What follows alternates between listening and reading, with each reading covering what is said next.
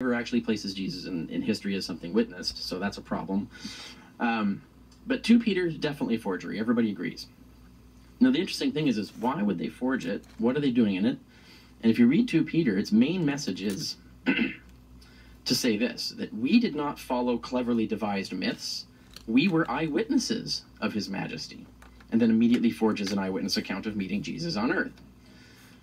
And it does this to answer not critics of Christianity, but they're attacking fellow Christians, otherwise unknown Christians who were claiming that such a Jesus was a cleverly devised myth, not something someone met in person. So that's why this letter is forged, to attack that sect of Christians, which kind of gives us a clue that there was such a sect of Christians to attack.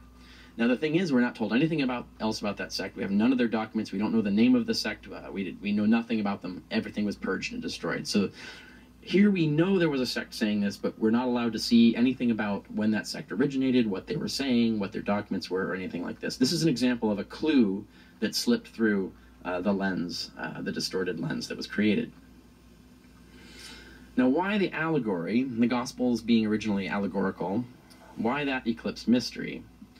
Various scholars have proposed different theories. The null thesis is that we see this all the time. Actually, we look at the cargo cults, you look at the ancient mystery cults, you look at the Hadith.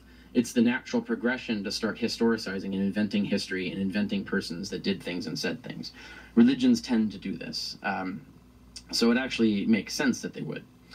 Another example that we have is Origen himself. This is a Christian scholar of the 3rd century.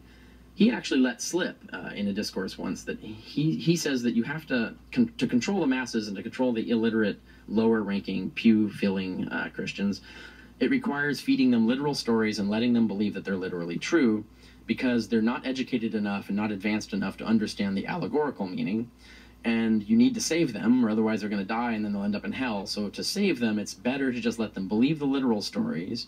And then if they move up enough and get enough education and can then you can let them in and say, okay, these things are just allegories. You got to understand the true story is not the literal part. That's a clue to the kind of mindset of the Christian elite of this particular sect, the sect that he was in, and the sect that eventually gained power and decided all documents that would survive. That's kind of the mindset.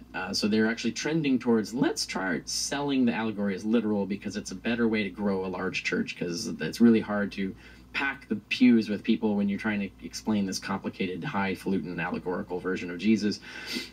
It's better, they're much more impressed by the literal Jesus. So the trend was to stick to a more literal Jesus.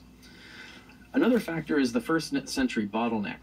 We have the letter of Pliny the Younger, the first time in history that any non-Christian